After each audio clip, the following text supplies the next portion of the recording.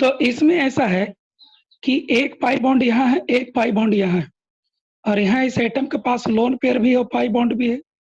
तो रेजोनेंस में तो केवल पाई बॉन्ड पार्टिसिपेट करेगा, इसके साथ भी लोन पेयर है और पाई बॉन्ड है, तो केवल पाई बॉन्ड पार्टिसिपेट करेगा।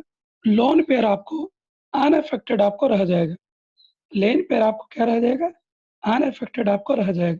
ठीक है।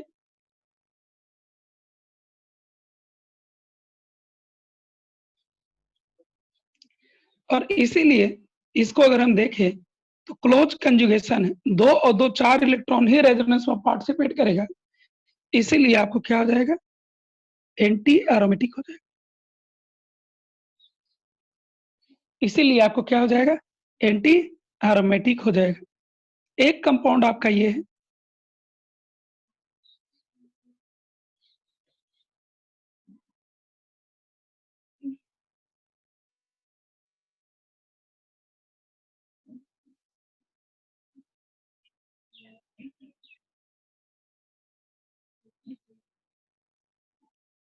एक इस पर सवाल उठता है कि ये किस नेचर का है, एरोमेटिक है, एंटी एरोमेटिक है, किस तरह का ये है। ठीक है।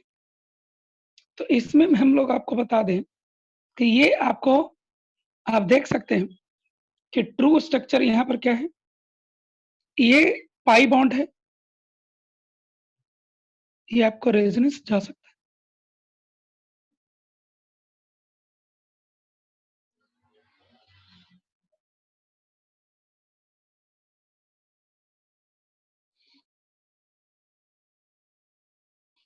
यानी कि आप देख सकते हैं कि यहाँ पर आप देख सकते हैं कि साइक्लिक क्लोज कंजुगेशन पूरे रिंग में बेंजीन की तरह डिलोकलाइज्ड। ठीक है। और इसी कारण से दो तो चार तो छह इलेक्ट्रॉन साइक्लिक क्लोज कंजुगेशन है और 6 इलेक्ट्रॉन का सिस्टम है, यानी कि ये क्या बन जाएगा, आपको एरोमेटिक हो जाएगा। एक और देखिए आप ये सब इस साल से ऐड किए हैं, टारगेट बैच से ऐड किए थे।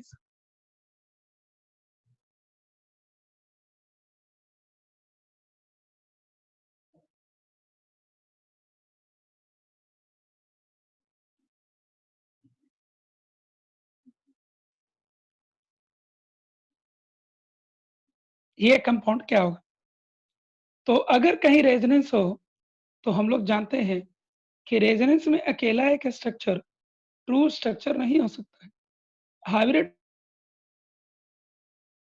स्ट्रक्चर ही ट्रू स्ट्रक्चर होता है। तो इसका रेजोनेंस हम करके ऐसे देखते हैं।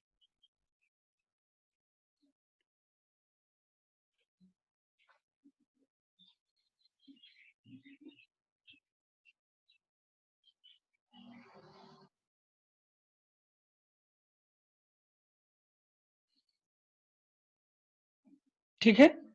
यानी कि साइक्लिक क्लोज कंजुगेशन इसमें भी है, यानी कि ये भी क्या हो जाएगा, एरोमेटिक हो जाएगा। ये लोग अचानक आपको जब एग्जाम में आएंगे ना, तो आप इस तरह से सोच नहीं पाएंगे कि दो ही पाई बॉन्ड है, क्या करें। इसको मैं इसलिए एग्जांपल में लिया हूं ताकि इस तरह की चीज अगर आपको आए तो आप वहां पर भी कंसीडर कर सके। ठीक है। आगे बढ़ते हैं, एरोमेटिक थोड़ा सा ही है। इसके बाद एक इसमें पढ़ना होता है आपको, एनुलीन सिस्टम।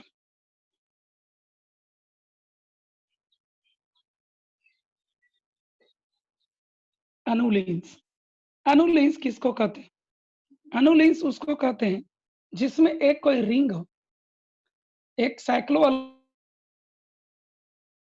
अल्केन हो, और साइक्लो अल्केन में कंजुगेटेड, साइक्लो अल्केन के अंदर में कंजुगेटेड पाई बॉन्ड आपको प्रेजेंट। ठीक है। साइक्लो अल्केन के अंदर में कंजुगेटेड पाई बॉन्ड्स आपको प्रेजेंट। ठीक है। जैसे एग्जांपल ये है,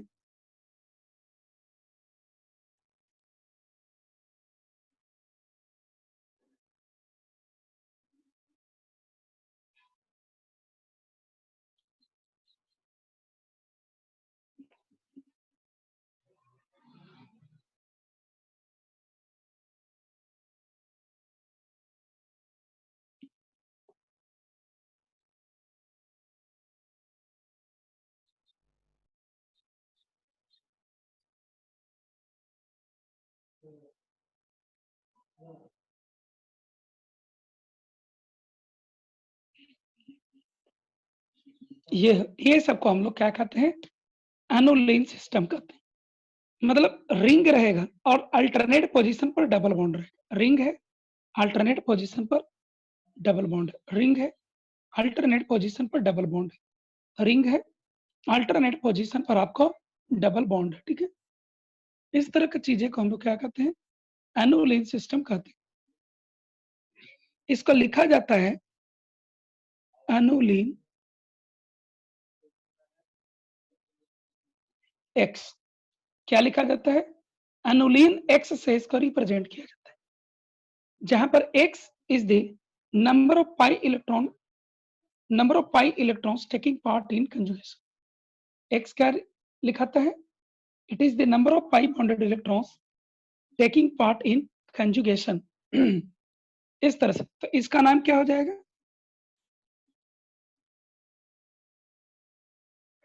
2 और 2 4, एनुलिन 4। इसका क्या हो जाएगा? 2 तो 4 और 2 6, इट इज 6। ये क्या हो जाएगा? एनुलिन 8। ये क्या हो जाएगा? 2 तो 4 तो 6 2 8 2। इस तरह से इसको नेमिंग दिया जाता है, ठीक है? हम लोग ऑलरेडी पढ़ चुके हैं कि ये एंटी एरोमेटिक होता है, ये एरोमेटिक होता है, ऑलरेडी इनका बहस हो चुका है। ये आपको नॉन एरोमेटिक होता है। ये हमें एक पढ़ना बाकी रह गया, ठीक है? तो इसका मैं स्ट्रक्चर थोड़ा बड़ा बनाना चाहता हूँ, कुछ बातें यहाँ सीखनी है।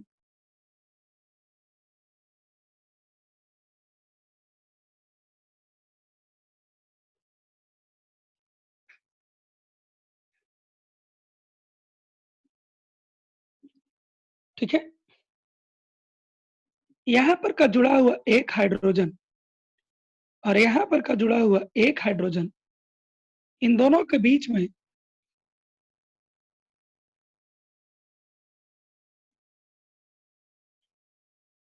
वान डेर वाल रिपल्सन होने लगता है। क्या होने लगता है यहाँ पर आपको? वान डेर वाल रिपल्सन होने लगता है।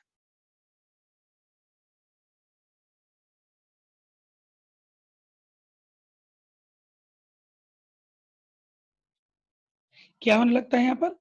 वान डेर वाल रिपल्सन होने लगता है। और इस वान डेर वाल रिपल्सन के कारण ये क्या हो जाता है? वान डेर वाल रिपल्सन है, मतलब यहाँ पर दोनों के बीच में रिपल्सन हो रहा है।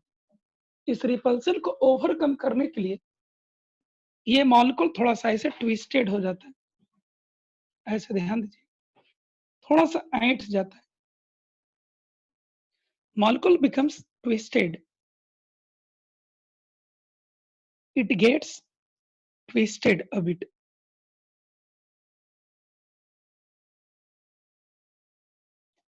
ट्विस्टेड हो जाता है और जैसे ही ये ट्विस्ट होगा, ये क्या बन जाएगा? Non planner. क्या हो जाएगा? Non planner. और जैसे ही ये नॉन प्लानर होगा, ये क्या हो जाएगा आपको? नॉन एरोमेटिक हो जाएगा। समझे? एक बार और सीखिए क्या हुआ यहाँ।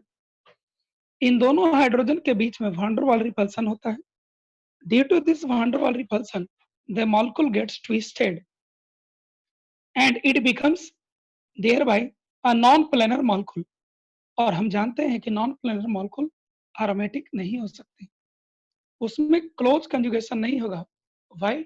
Because the p orbitals used in forming pi bond are no longer parallel with each other and the molecule becomes non aromatic। तो नॉन एरोमेटिक मतलब ये लेस स्टेबल हो गया। समहाउ अगर इसका एरोमेटिसिटी को पाया जा सकता है तो उसको पाने का ये कोशिश करेगा। तो इसको अगर हम इन्हीं दोनों की वजह से सारा दिक्कत क्रिएट हुआ है, ठीक है? अगर हम एक काम करें, इसको कोई एक रिएक्शन करवा दे। रिएक्शन हमें नहीं पढ़ना है, हमें पढ़ना है कि समहाउ इसको अगर हम एक ऐसे कंपाउंड में कन्वर्ट कर दें कि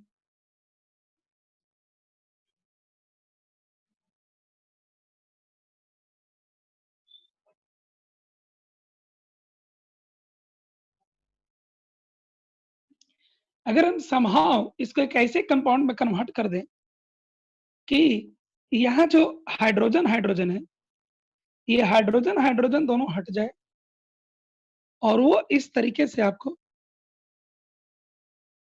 CH2 के फॉर्म में आ जाए। किस फॉर्म में आपको आ जाए? CH2 के फॉर्म में आ जाए या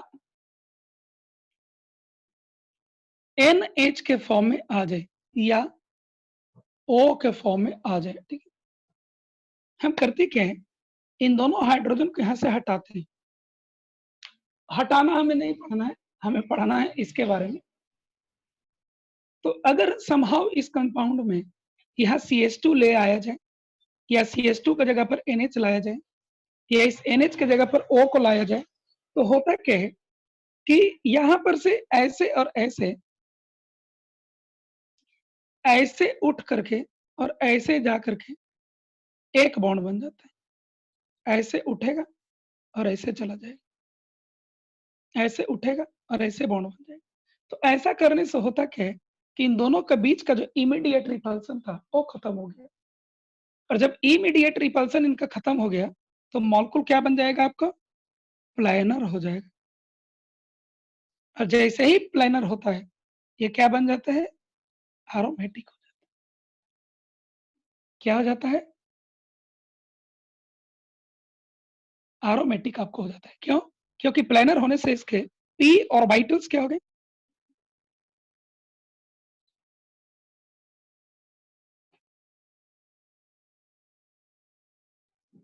p ऑर्बिटल क्या हो गए यहाँ पर? सारे के सारे आपको पैरेलल हो जाते हैं। p ऑर्बिटल क्या हो जाते हैं आपको? सारे के सारे पैरेलल हो जाते हैं और इसी कारण से ये क्या बन जाता है? एरोमेटिक बन जाता है। ठीक है, एक आपको और पढ़ना है, अनुलिन 14।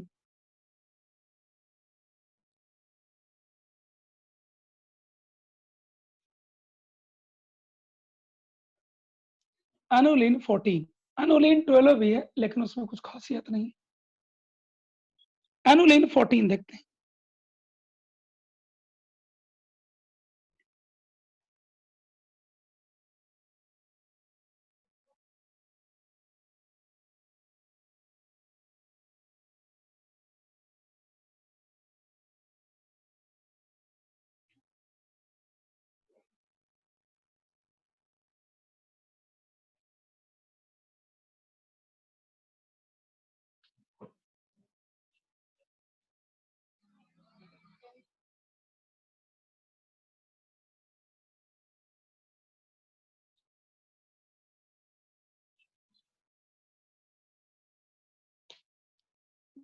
अब एक सोचने से ये लगता है कि जब यहाँ पर ऐसे था, जब सेम इस तरह का केस था तो यहाँ तो वान डेर वाल रिपल्सन हुआ, तो यहाँ भी होगा।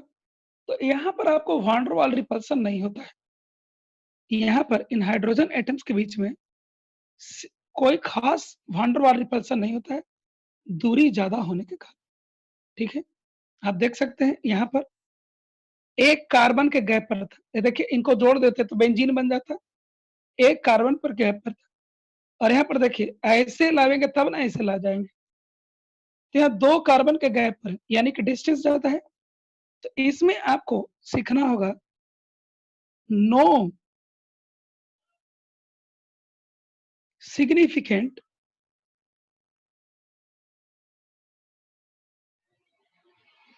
वान डेर वाल रिपल्सन। यहाँ सिग्निफिकेंट वान डेर वाल रिपल्सन नहीं होता है और इसीलिए मॉलिक्यूल क्या है? प्लानर है। और आप देखिए 2 तो 4 तो 6 तो 8 तो 10 तो 12 तो 14, यानी कि ये 4n+2 पाई इलेक्ट्रॉन सिस्टम को फॉलो कर रहा है। n का वैल्यू आप 3 रखिए, 4 3 12 और 2 14, यानी कि ये क्या हो जाएगा आपका? एरोमेटिक हो जाएगा।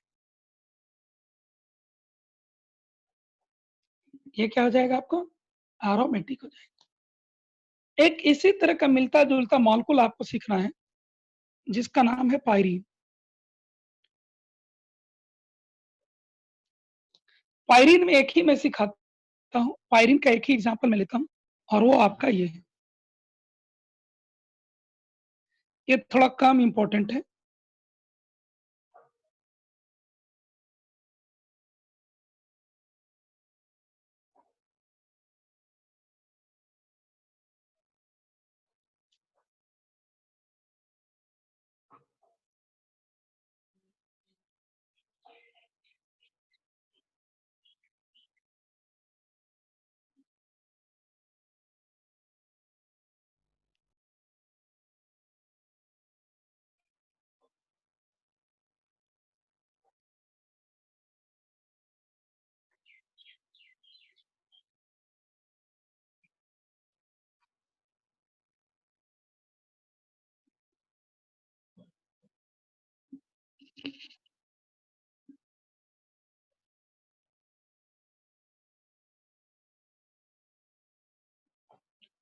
वीडियो क्लियर नहीं जा रहा है।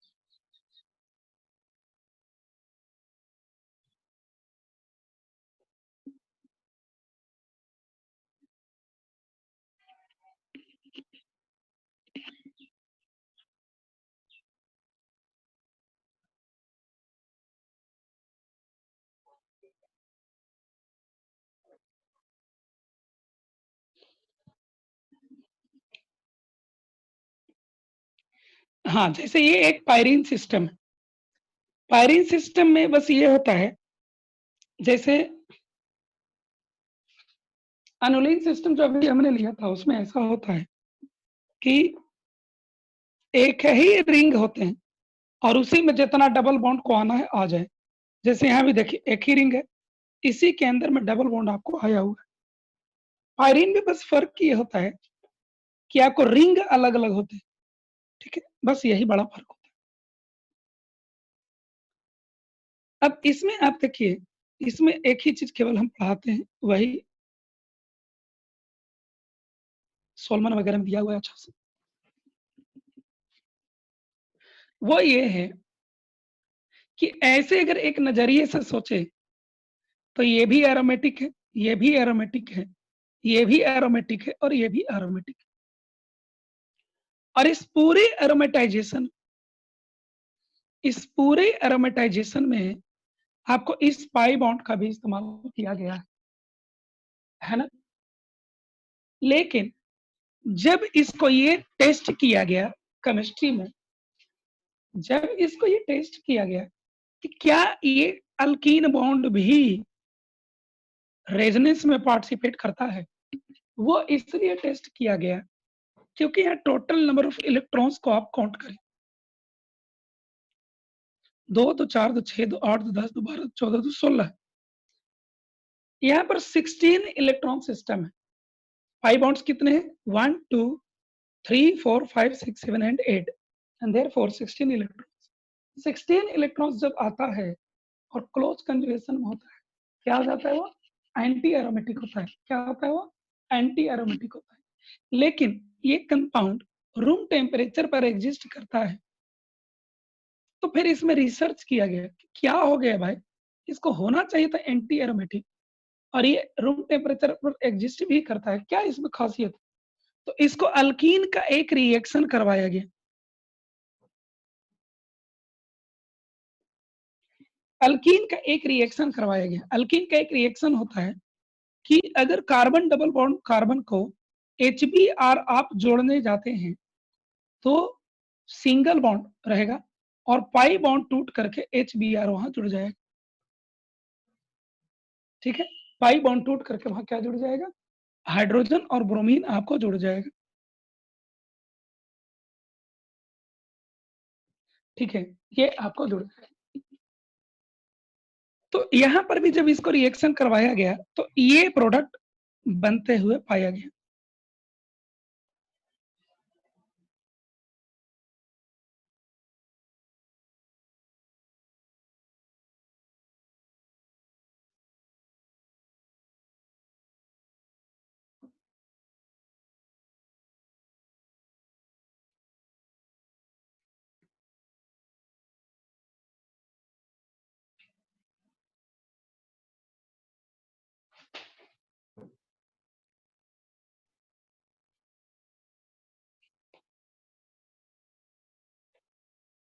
ये बनते हुए पाया गया। इसका मतलब ये है, ये जो आपका पाई बॉन्ड है ये नॉर्मल अल्कीन की तरह बिहेव करता है। कैसे बिहेव करता है, नॉर्मल अल्कीन की तरह ये बिहेव कर रहा है। Behaves as normal carbon double bond carbon. जब ये normal carbon double bond carbon की तरह बिहेव करता है तो ये आपको एरोमेटाइजेशन में पार्टिसिपेट नहीं किया, और एरोमेटाइजेशन में 2 2 4 2 6 2 8 2 10 2 12 2 14 पार्टिसिपेट किया, और इसी कारण से कितने हो गए, ये एरोमेटिक हो जाएगा। Has only 14 electrons take part in aromatization। Aromatisation में कितने पार्टिसिपेट किए, एरोमेटाइजेशन में कितने पार्टिसिपेट किए, 14 इलेक्ट्रॉन आपको पार्टिसिपेट किए। ठीक है, कितने इलेक्ट्रॉन्स पार्टिसिपेट किए, 14। तो ये तो एकदम लगभग इसके जैसा हो गया। ठीक है, और वो आपको एरोमेटिक हो जाता है। क्या हो जाता है आपको, एरोमेटिक आपको हो जाता है। चलिए, अब केवल 2 एग्जांपल और बचा है एरोमेटिक में, खत्म हो जाएगा ये। एक यहाँ वेरी इंपॉर्टेंट कंपाउंड पढ़ना होता है, एजुलिन। एजुलिन का एक ऑर्गेनिक केमिस्ट्री में दर्जा मिला हुआ है कि it has highest dipole moment in entire organic chemistry. Basic strength में हाईएस्ट किसको मिला था, हम आपको बता दिए। कार्बोजेलिक एसिड में किसको मिला हुआ हम लोग सीख गए, मैंने एसिड में।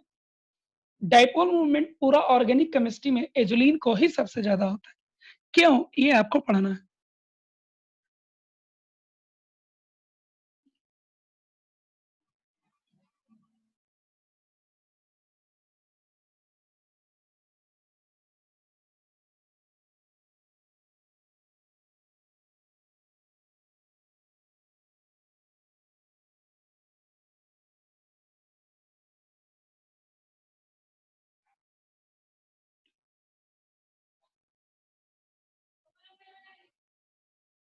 यही है आपको एजुलिन का स्ट्रक्चर।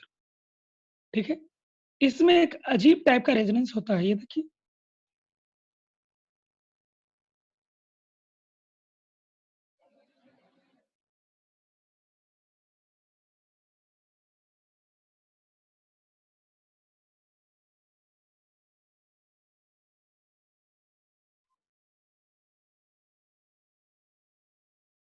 ये पाई बॉन्ड यहाँ टूट जाएगा, पॉजिटिव आ जाएगा, डबल बॉन्ड यहाँ आ जाएगा, यहाँ पर निगेटिव आ जाएगा, और यहाँ पर इस तरह से। अगर आप थोड़ा गौर से देखेंगे तो ये आपको ट्रोपिलियम आयन दिखेगा, ये आपको ट्रोपिलियम आयन दिखेगा, और ये भी आपको गौर से एक चीज एरोमेटिक कंपाउंड दिखाई दे। देखिए, साइक्लोपेंटेन, डबल बॉन्ड और एक लोन पेयर ऑफ इलेक्ट्रॉन, ये भी एरोमेटिक है और ये भी एरोमेटिक है। यानी कि इसका जो हाइब्रिड स्ट्रक्चर बनेगा वो कुछ ऐसा बनेगा।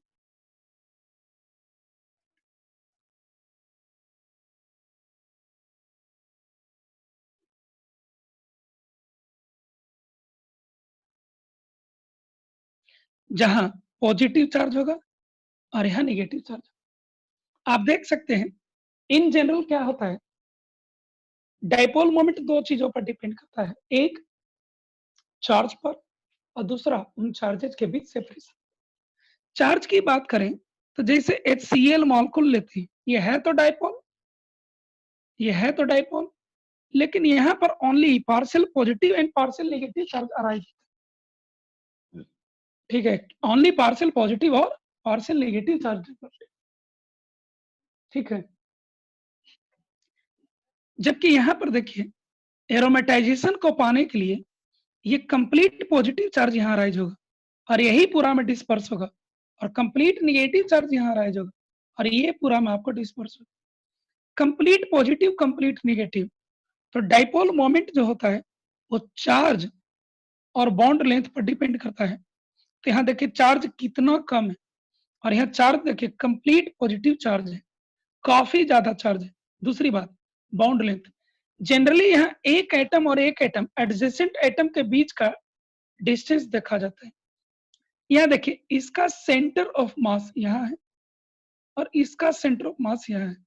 मैं समझता हूं कि इन दोनों के बीच का डिस्टेंस एक कार्बन, दो कार्बन एटम के बीच का डिस्टेंस है दुगुना से भी ज्यादा होगा, और इसी कारण से ये बॉन्ड लेंथ भी आपको काफी ज्यादा है एक नॉर्मल बॉन्ड की कारण जो होता है। इसी कारण से यहाँ चार्ज भी ज्यादा राइज हुआ है और बॉन्ड लेंथ भी काफी ज्यादा है, और इसी कारण से यहाँ क्या कहते हैं डाइपोल मोमेंट आपको सबसे ज्यादा होता है, याद रखिएगा इसको। एक क्वेश्चन हम यहाँ और पढ़ते हैं कि डाइपोल मोमेंट इन दोनों में ज्यादा किसका है।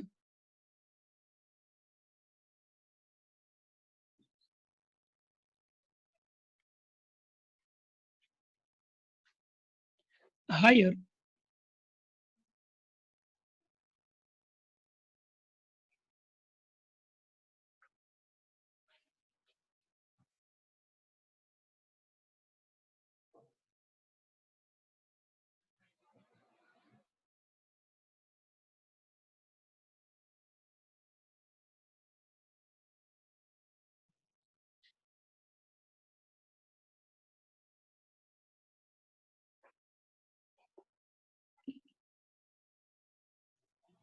अभी से 10 मिनट्स और क्लास चलेगा।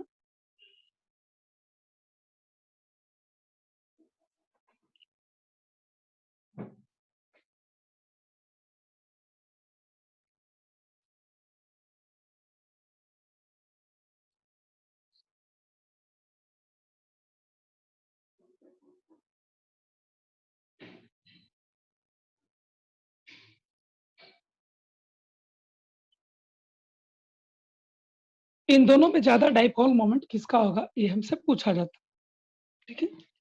ये जस्ट एक कॉन्सेप्ट है, मैं ये नहीं कह रहा हूँ कि ये क्वेश्चन है। मैं ये आपको दिखाना चाह रहा हूँ कि एरोमेटिसिटी भी डाइपोल मोमेंट को अफेक्ट कर सकता है, ठीक है। यहाँ देखिए यहाँ ये इन लोगों के साथ कंजुगेशन में नहीं है, मेनली इसका डाइपोल मोमेंट होगा ऐसे। यहाँ पर आप देखिए ये ऐसे जब चला जाएगा रेजोनेंस तो ये बनेगा आपको,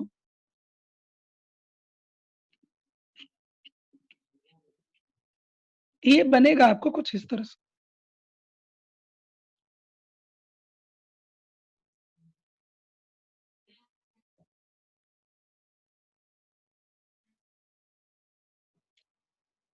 आप एक चीज यहाँ ध्यान दें कि जब ये नेगेटिव यहाँ चला जाएगा, नेगेटिव चार्ज यहाँ जब अराइज हो जाएगा तो यहाँ पॉजिटिव चार्ज अराइज होगा और यहाँ डबल बॉन्ड, यहाँ पॉजिटिव चार्ज और यहाँ डबल बॉन्ड, ये तो ऐसे ना होता है।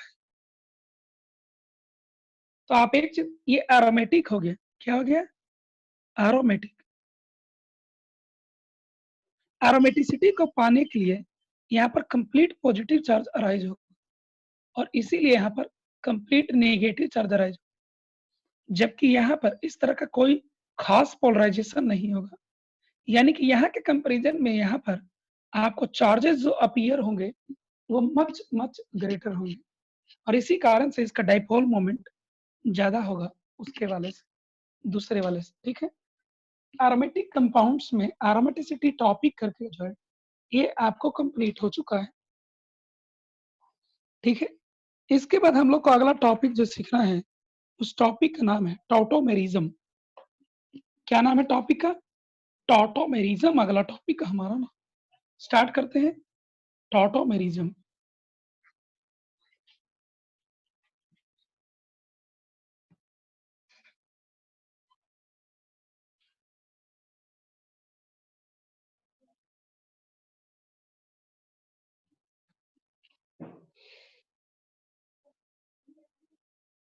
ये कहां से लिया गया है? इट्स अ टाइप ऑफ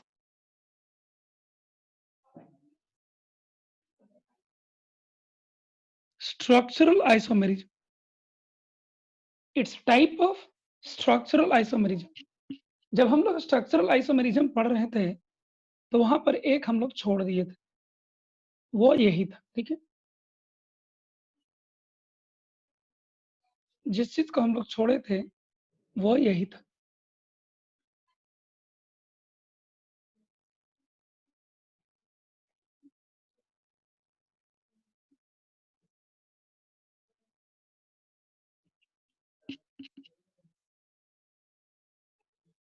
दो से तीन दिन आगे बीतने पर हम लोग को जनरल ऑर्गेनिक केमिस्ट्री खत्म हो जाएगा, यानी कि हम लोग को ऑर्गेनिक केमिस्ट्री 40% कंप्लीट हो जाएगा।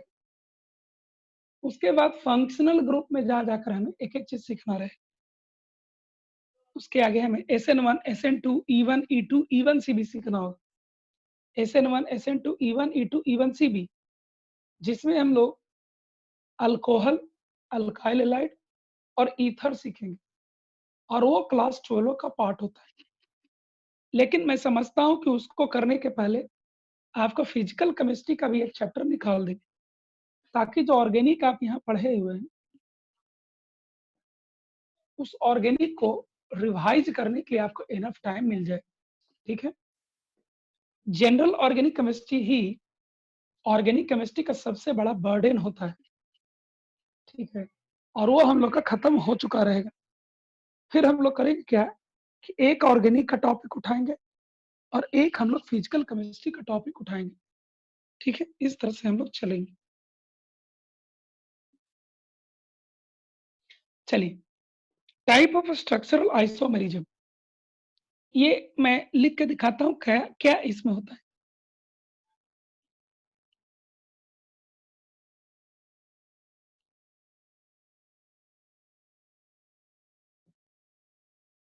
ये कोई कंपाउंड है जिसमें मेनली हाइड्रोजन का रोल रहेगा, हाइड्रोजन रहेगा, और कोई तीन एटम ऐसे जुड़ा हुआ रहेगा, ठीक है। ये आपको इलेक्ट्रॉन यहाँ आएगा और ये आपको इलेक्ट्रॉन यहाँ जाएगा,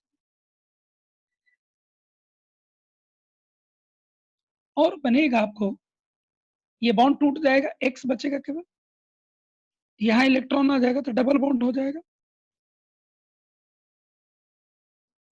ठीक है। और यहाँ सिंगल बॉन्ड हो जाएगा तो यहाँ नेगेटिव चार्ज आ जाएगा, ये हाइड्रोजन H प्लस के फॉर्म में आकर इसी से जुड़ जाएगा। इसी को हम लोग टॉटोमेरिज्म कर, ठीक है। इसमें होता क्या है कि किसी मॉलिक्यूल के अंदर में हाइड्रोजन, किसी मॉलिक्यूल के अंदर में हाइड्रोजन एक एटम से टूटेगा और दूसरे एटम पर जाकर जुड़ जाएगा। हाइड्रोजन एटम किसी एक एटम जहां से जुड़ा हुआ था पहले वहां से टूटेगा और उसी मॉलिक्यूल के अंदर में किसी दूसरे एटम पर जाकर के जुड़ जाएगा। इसी को हम लोग क्या कहते हैं? टॉटोमेरिज्म कहते हैं। क्या कहते हैं इसको? टॉटोमेरिज्म कहते हैं। इस टॉटोमेरिज्म के कुछ अपने प्रॉपर्टीज होते हैं। सबसे पहला प्रॉपर्टी इसका ये होता है कि ये फंक्शनल ग्रुप माने इस कंपाउंड में ये दोनों कंपाउंड डिफरेंट कंपाउंड्स होंगे, ये और ये दोनों डिफरेंट कंपाउंड्स होंगे, ठीक है। और जब कंपाउंड डिफरेंट है तो इनके फंक्शनल ग्रुप भी डिफरेंट होंगे। इन दोनों के फंक्शनल ग्रुप क्या होंगे? डिफरेंट होंगे। ये इसका पहला प्रॉपर्टी है कि इस कंपाउंड में और इस कंपाउंड में जो दोनों डिफरेंट है, में फंक्शनल ग्रुप भी डिफरेंट होंगे। और जब फंक्शनल ग्रुप डिफरेंट होंगे, तो कंपाउंड्स डिफरेंट होते हैं।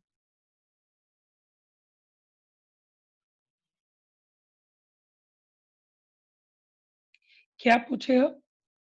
आयुष पूछा है। रेजोनेंस में तो स्केलेटन चेंज नहीं होता है, तो हम रेजोनेंस नहीं ना कर रहे हैं। रेजोनेंस हम कर ही नहीं रहे हैं। ये एक नया तरह का आइसोमेरिज्म है। मैं रेजोनेंस कर ही नहीं रहा हूँ। रेजोनेंस तो तब होगा ना, रेजोनेंस तो इसका नाम तब होता ना जब हम केवल यहाँ पाई बॉन्ड को डिलोकलाइज करते हैं। हम तो यहाँ सिग्मा बॉन्ड को भी तोड़ दिए, इसलिए इसका नाम रेजोनेंस ही नहीं, इसी का नाम है टॉटोमेरिज्म। ठीक है, अब कंफ्यूजन दूर हुआ। ये रेजोनेंस नहीं है, ये क्या है? इसी का नाम है टॉटोमेरिज्म। गाय जैसा ही एक दिखते रहता है काला काला, तो उसका भी नाम गाय होता है कि उसका नाम भैंस हो जाता है? गाय जैसा ही दिखते रहता है काला काला, उसका नाम भैंस न हो जाता है? तो थोड़ा सा कुछ, हाँ, थोड़ा सा कोई चीज बदल जाए तो उसका नाम भी बदल सकता है, और यहाँ पर भी नाम इसका बदल गया। अभी भी दिक्कत है किसी को कि इसको रेजोनेंस कहेंगे? अभी भी किसी को दिक्कत है कि इसको रेजोनेंस कहेंगे?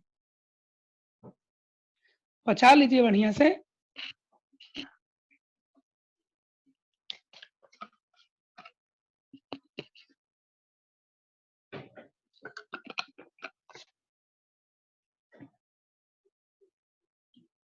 तो इसका पहला प्रॉपर्टी क्या है? इसका पहला प्रॉपर्टी है कि ये दोनों जो कंपाउंड्स हैं, इन दोनों में फंक्शनल ग्रुप डिफरेंट होंगे। ये दोनों एक दूसरे के टाउटोमर्स कहे जाएंगे। इसमें एटम को कैसे मूव करा दिए, यही तो इसका डिफिनीशन है बाबू। एटम को कैसे मूव करा दिए, यही इसका डिफिनीशन। आपको बता दें, नेचर में पहले किसी चीज को ऑब्जर्व किया जाता